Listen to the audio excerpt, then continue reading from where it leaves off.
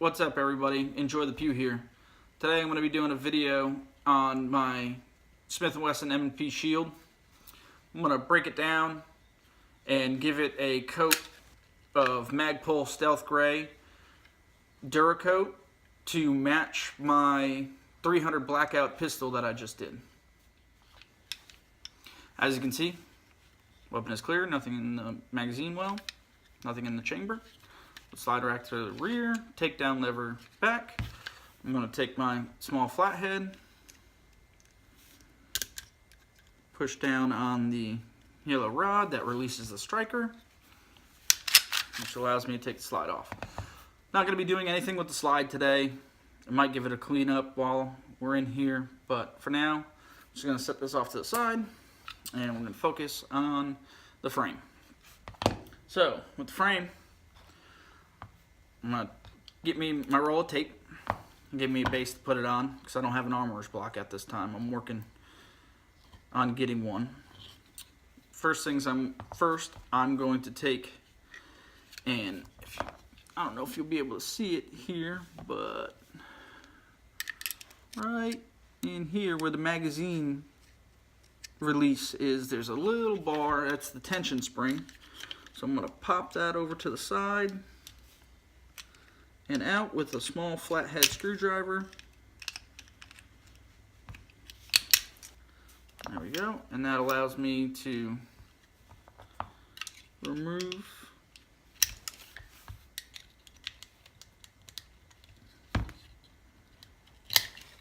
my Hive Technologies extended magazine release.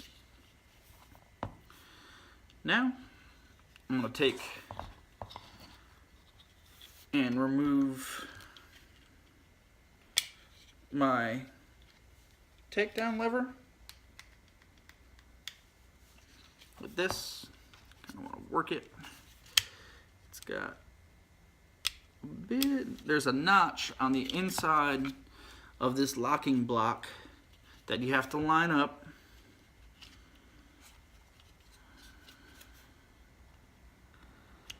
in order to get it out. Start working it.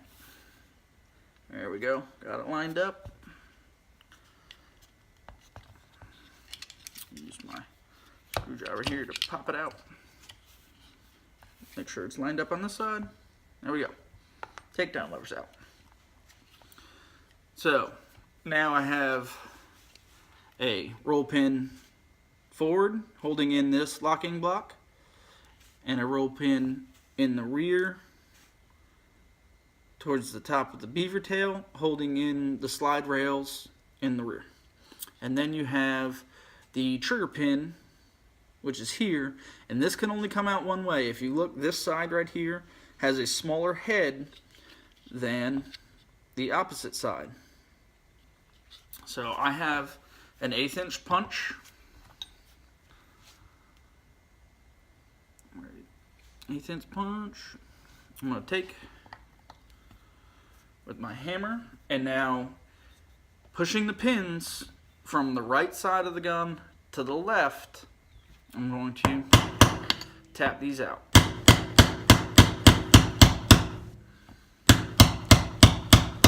There we go. That one dropped through.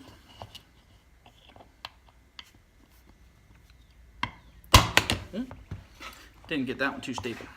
Let me try and get it stable. Nice thing about using the tape is if you're dropping your punches to the inside, it drops inside the tape hole and gives it somewhere to be collected.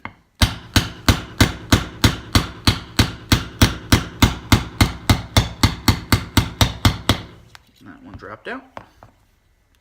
So now there's the rear pin, put that off to the side.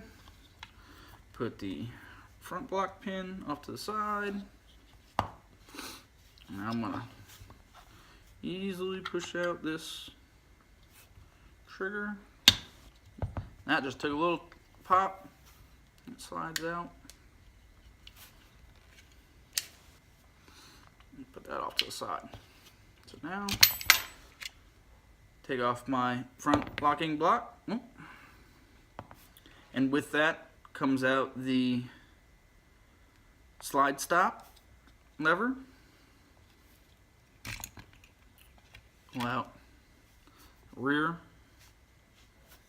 locking block. This bad boy's dirty. I might clean these up before I put them back in. Give them a good lube.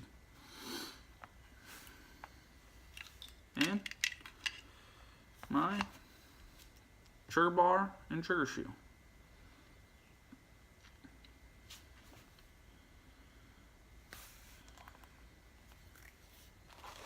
Wipe my hands. So now what I'm going to do is I'm going to take, I've got a green Scotch-Brite pad. I'm going to scrub this with a green Scotch-Brite pad, scuff up the surface a good bit, get any oil off of it that may be on there, and then hit it with some brake clean or some type, maybe you could use carbon choke cleaner if you have it around, but I wouldn't suggest it. A non-acetone based paint stripper would probably work as well, but really you just want to get the clean surface that's oil free. So now that I've got the frame strip, take my green Scotch-Brite pad. Make sure you get the kind that doesn't have any scent or soap. A lot of them come that way now. Scrub it up all over. Trying to avoid my serial number because I don't want to file that off. Just get it good. With the plastic, the texture is already fairly rough, and the paint should adhere to it, or Duracoat rather, should adhere to it pretty good. Unlike, you know, aluminum. But I still want to give this a good scrub. Get in all the nooks and crannies.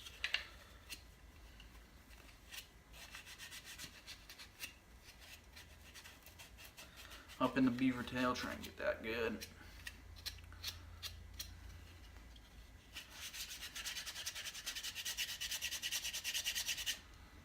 I don't know if you can tell, but it's got a bit of a dull look to it now. Sorry, my lighting sucks in here. I gotta work in the shop a little bit more, but I'll get there. This is looking pretty good. So I just got a little bucket and take my bucket and frame, brake clean, spray this down.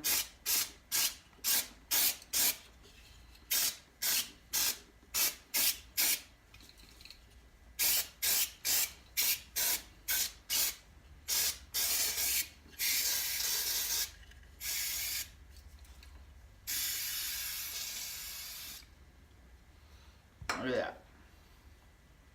There we go.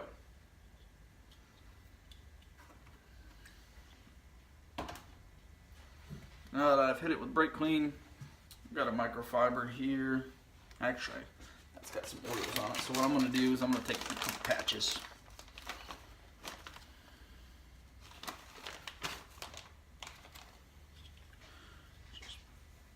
Not those patches, because I just dropped them. Go figure, right? There we go. Couple patches. Wipe everything down. This will make sure I get anything that I might have missed. Help dry it. Soak up any of the oils that are left over.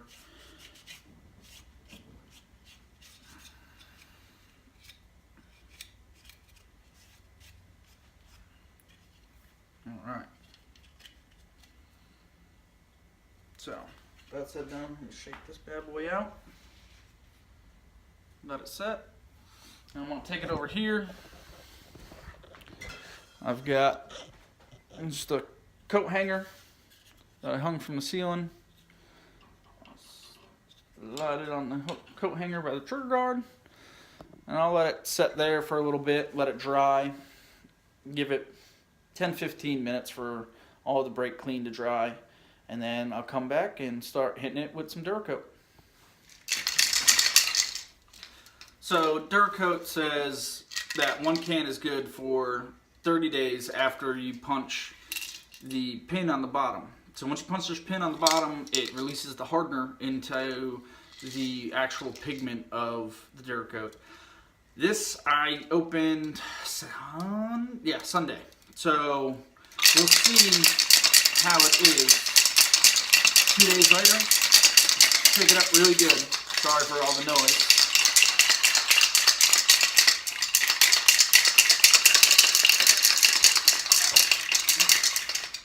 I'm doing a test spray down here. I got a piece of cardboard down here. Test spray. Doesn't look too bad. So, here goes nothing.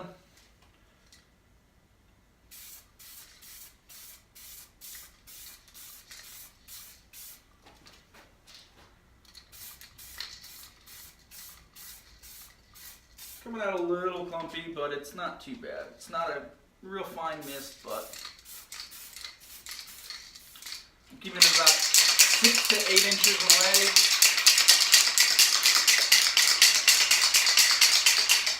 Nice short strokes back and forth.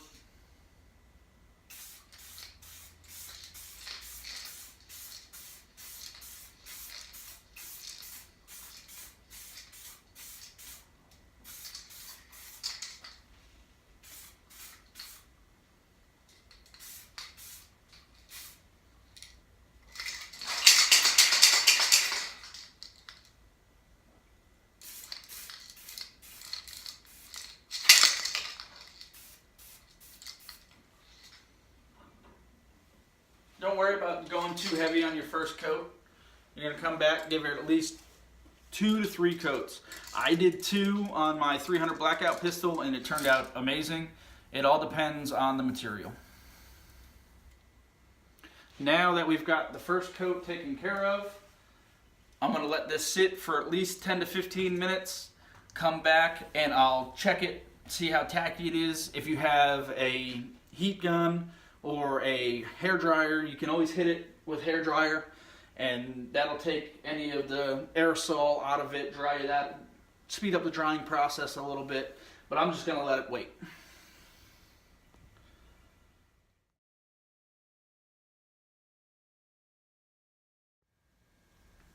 Alright, 15 minutes has been up. I'm going to add our final coat and you'll notice I found me a spare glove hanging around, trying to make Mama happy. I was looking while everything was drying. I didn't get too good up under the beaver tail right here, so start with that while I got.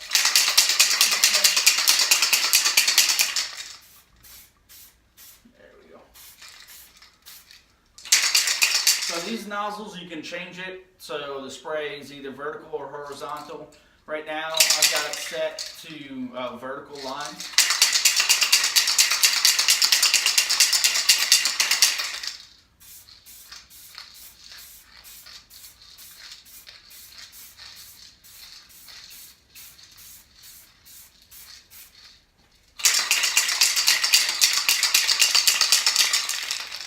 From sitting, this tip has gotten a little splotchy. Let me see. Let me swap it out with my other one and see if it makes any difference. Now, these cans of aerosol do come with 2 different tips. There we go. This one's a lot better. I took them both after I sprayed last time, and again sprayed them down with some brake clean and some paint stripper.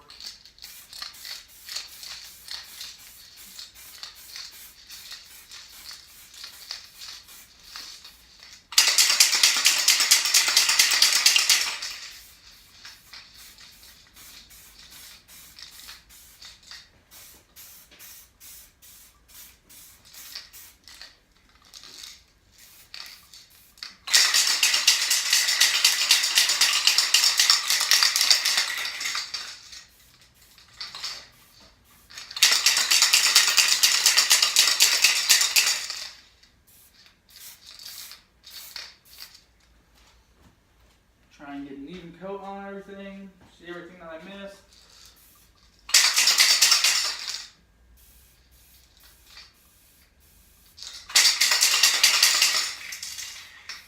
All right, looks to be good. Now, I'm going to let this hang out here for at least overnight. Let it sit, let it cure, don't touch it, don't mess with it, let it be. And then we'll come back tomorrow and reassemble. I'm not going to go over the reassemble process. It's the reverse of disassembling it. You guys should be able to figure that out. Now I will say, I'll roll in some pictures as well. I'm debating on whether or not I should use my Dipstick Coatings LLC kit that I got for an upcoming class through Sonoran Desert Institute on my slide. It's almost a bronze gray digital multicam-esque pattern film. So put it down in the comments below. I'll roll in some pictures like I said so you can see what it looks like. Maybe it'll look good with this gray, maybe it won't. Let me know what you think. What do you think I should do? If not, then I'll find something else to dip for school. I'll take you over, give you... So, that's what we're looking at right now. Work with me here. I'm using my phone. My other camera is not working too well right now. I got to get a different battery for it. The battery will not hold a charge to save its life. So, there we go. We'll come back tomorrow, assemble everything, and then go from there. Appreciate it, guys. Like, comment, subscribe. I've got plenty more videos planned. So if there's anything you want to see and I have the ability to do it, I will do what I can for you. I appreciate it. Most importantly of all, make sure you guys enjoy the pew.